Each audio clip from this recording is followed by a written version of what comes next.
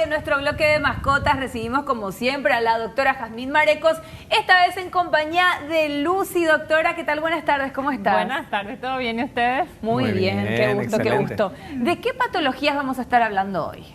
Vamos a tocar un poco las patologías que son congénitas o hereditarias. No son cosas muy comunes, pero sí que nos pueden aparecer en alguna camada, a veces que se nota ya al nacimiento, y hay otras que aparecen con el tiempo, a veces cuando, el caso de Lucy, que recién cuando empezó a comer, ¿verdad? Que el megaesófago, hay otras patologías que de repente aparecen con el tiempo, cuando son adolescentes o son adultos. Entonces, las patologías, lo que se diferencia entre congénito y hereditario no es la misma cosa, porque el hereditario es algo que está en el genoma, o sea, una información de que los padres les está pasando. Así como famoso se dice, no, en los genes ya está así tu ojo, qué color va a ser tu cabello. Bueno, ya hay, por ejemplo, una información de que tal patología va a aparecer en ese perro, ¿verdad?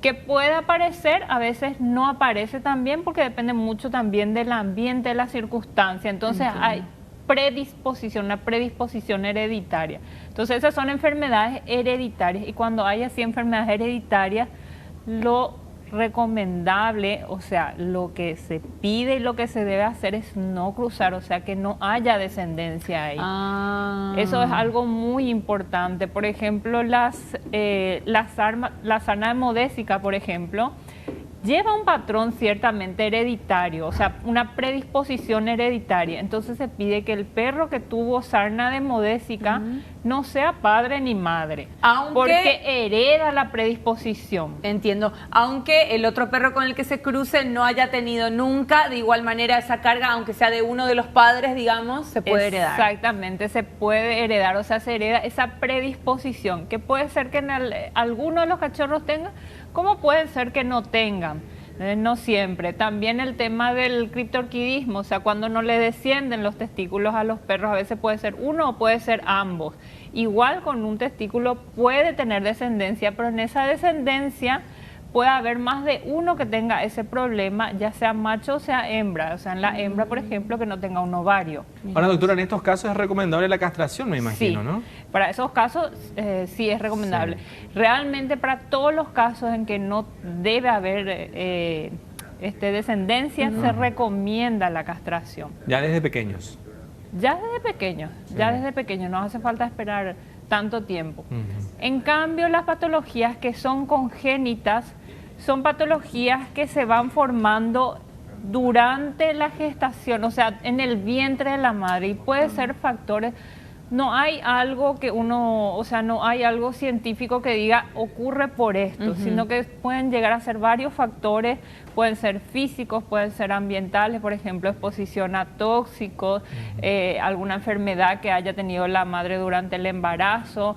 Físicos me refiero a que de repente esté en una mala posición dentro del útero. Algún golpe. Entonces todas esas cosas, por ejemplo, pueden producir ciertas malformaciones. Normalmente esas malformaciones ya son anatómicas, o sea que alguna deformación, por ejemplo, en el miembro, en la cara. Una de las malformaciones que son así más comunes, digamos, no comunes, ¿verdad? Pero que de repente se ve y a simple vista y ya al nacimiento, es el labio leporino o el paladar hendido. ¿Se opera como en los bebés?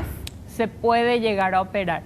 En caso del labio leporino, cuando la patología es más bien externa, o sea, vos ves y está unido la nariz, hay esa deformidad, pero es solamente externo, hay cierta dificultad para alimentarse, pero normalmente es compatible con la vida, con mucho cuidado. Ahora, cuando la deformidad es mayor, hay un paladar hendido, o sea que el paladar, la boca se conecta con la nariz, digamos, hay una conexión que a veces es el paladar completo. Esos son casos ya muy complicados. Pueden llegar a vivir, pero la expectativa de vida es baja. Claro. Y es sumamente delicado, porque lógicamente si hay una conexión no puede amamantar, no se puede amamantar el cachorro. Entonces tiene que tener un cuidado intensivo y hay que estar alimentándole con sonda para que pueda crecer. Una vez crecido, ahí entrar en cirugía. Entonces, esas son patologías que uno no sabe por qué aparece, a menos que justo sepas que tu perrita tuvo una enfermedad durante su embarazo o tuvo un trauma, algo por el estilo, entonces vos podés creer que puede ser eso. Pero cuando aparentemente todo ocurrió normal y te aparece una malformación, es muy difícil de decir por qué fue. Entiendo. Y tampoco significa que si se vuelve a cruzar vuelva a tener ese problema. Claro.